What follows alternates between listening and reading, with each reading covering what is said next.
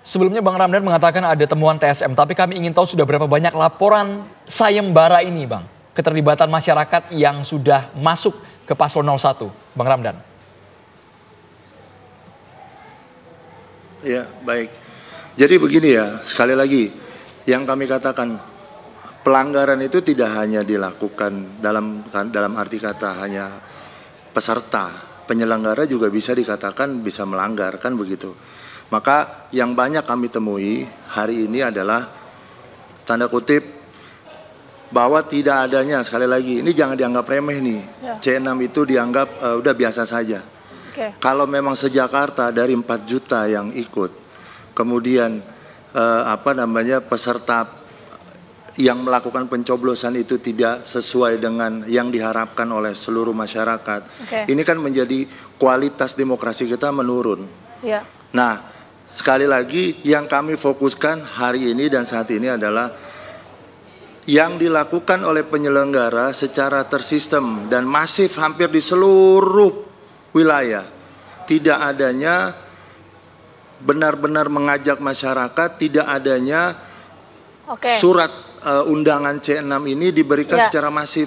Yang seharusnya dilakukan oleh RT, yang seharusnya kemarin-kemarin dilakukan oleh orang-orang yang memang mengerti ruang lingkup wilayahnya, ini dilakukan bukan oleh orang-orang itu gitu loh. Bang Ramdan. Itu satu. Nah, yang kedua nih, kalau bicara pelanggaran yang di Pulau Seribu, contoh pelanggaran ditemukannya sembako.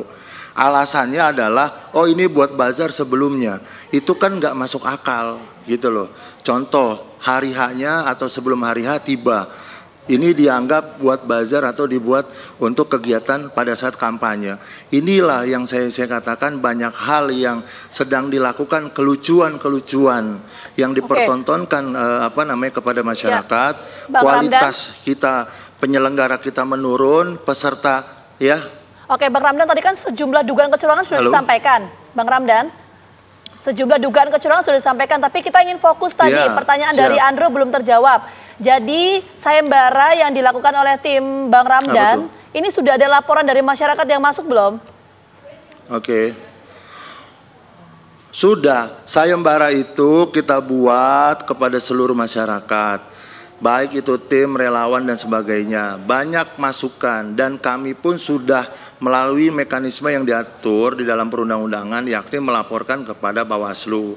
Kembali kami bukannya menentukan bersalah atau tidak bersalah.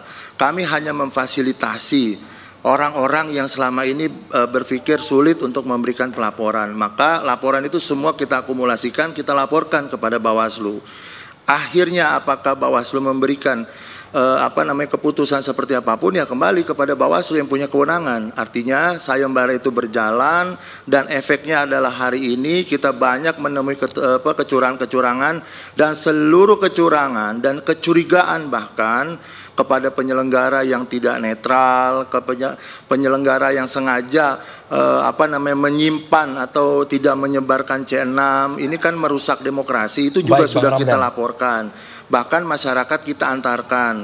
Ini bukan tentang uang 10 juta dalam arti sayembara yang kita berikan, tapi bagaimana peran serta masyarakat akhirnya dengan adanya sayembara yang kami lakukan, mereka ikut serta dan mereka mau melapor. Ini loh. Artinya sudah ada laporan dari masyarakat yang masuk, kita tangkap poinnya, kita menuju ke Bang Charles.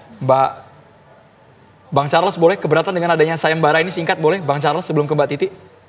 Iya, kita nggak punya kapasitas untuk melakukan manipulasi atau intervensi pilkada secara masif. Sekali lagi, kita bukan penguasa di Jakarta, kita tidak mengendalikan pemerintahan maupun bukan pun partai penguasa di Jakarta. Yang kedua terkait dengan C6 yang saya sampaikan tadi. Ini tidak hanya terjadi di Jakarta, bahwa ada kelalaian RT RW membagikan C6 kepada calon pemilih, tidak menggugurkan hak pemilih untuk bisa menggunakan suaranya di TPS. Dan saya sendiri sebetulnya kemarin hampir nggak terima C6, H-1 itu saya ngejar ke RT saya, C6 saya di mana baru disampaikan. Dan bagaimana Anda menyimpulkan bahwa mereka-mereka yang tidak mendapatkan C6 itu sudah pasti milik 01. Kalau dikatakan masyarakat Jakarta banyak yang tidak mendapatkan C6, saya juga bisa mengatakan bahwa saya juga dirugikan, kami juga dirugikan, 03 juga dirugikan. Karena bisa saja calon pemilih kami tidak datang ke TPS, tidak mengetahui TPS-nya, ya karena tidak mendapatkan C6. Tetapi sekali lagi tidak mendapatkan surat undangan tidak juga menggugurkan haknya untuk memilih. Masyarakat juga selama ini bisa mengecek melalui situs KPU untuk mengetahui di mana TPS-nya, datang ke TPS, menggunakan KTP-nya untuk memilih apabila terdaftar di sana. Dan apabila tidak terdaftar, bisa menjadi pemilih tambahan setelah jam 12 dengan menunjukkan KTP elektroniknya. Jadi sekali lagi, alasan bahwa tidak dibagikannya C6 di berbagai wilayah di Jakarta adalah sesuatu yang masif. Kecurangan masif itu suatu hal yang mengada-ada. Ya karena mungkin pasangan 01 saat ini sudah tahu dan sudah sadar bahwa hasil rekapitulasi secara nyata menunjukkan bahwa pasangan calon 03 menang dalam satu putaran dan oleh karena itu saat ini sedang mencari-cari saja alasan dan berbagai macam cara untuk memperpanjang kontestasi. Walaupun kita sadar hari ini ya masyarakat Jakarta sebetulnya sudah cukup lelah dengan adanya perseteruan politik ya dan sebetulnya ingin adanya pemerintahan yang baru dan segera bisa bekerja untuk melayani masyarakat di Jakarta. Sama-sama menunggu ya bagaimana proses pembuktiannya. Kita menuju ke Mbak Titi. Anda? Ampuh dan efektif sayembara ini Mbak Titi? Ya, sayembara ini sebenarnya juga jadi karena kami ada di luar ya. Ini juga sebenarnya jadi catatan bahwa paslon sendiri ya kurang percaya kepada timnya sampai harus melibatkan masyarakat dan itu harus diganjar sejumlah uang ya. Sebenarnya kalau ikatan ideologinya kuat tanpa ada uang pun masyarakat pasti akan berbondong-bondong melaporkan. Itu catatan yang pertama. Catatan yang kedua adalah sayembara ini apakah misalnya pelapor harus melengkapi alat bukti dan lain sebagainya. Karena ketika melapor ke Bawaslu itu juga harus ditopang oleh minimal 2 alat bukti.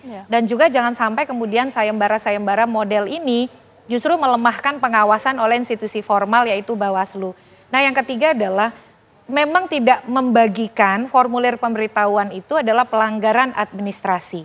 Tapi harus dilihat juga apakah dia berdampak pada perolehan suara dan punya intensi untuk berbuat curang.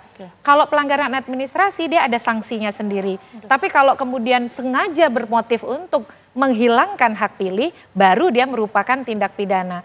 Jadi dalam konteks ini saya kira satu semangat untuk menegakkan sanksi atas pelanggaran itu harus didukung.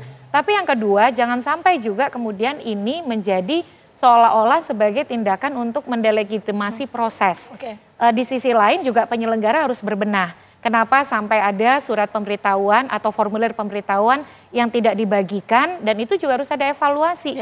Tapi lagi-lagi kalau kita bicara soal kecurangan dia tidak bisa hanya asumsi. Dia harus ditopang oleh pembuktian yang memadai. Adanya pembuktian itu nanti kita sama-sama akan mengawal bagaimana jalannya sampai proses penghitungan suara di Komisi Pemilihan Umum. Sekali lagi terima kasih banyak untuk Mbak Titi, Bang Ramdan dan juga Bang Charles atas waktunya sudah bergabung bersama kami. Sehat selalu.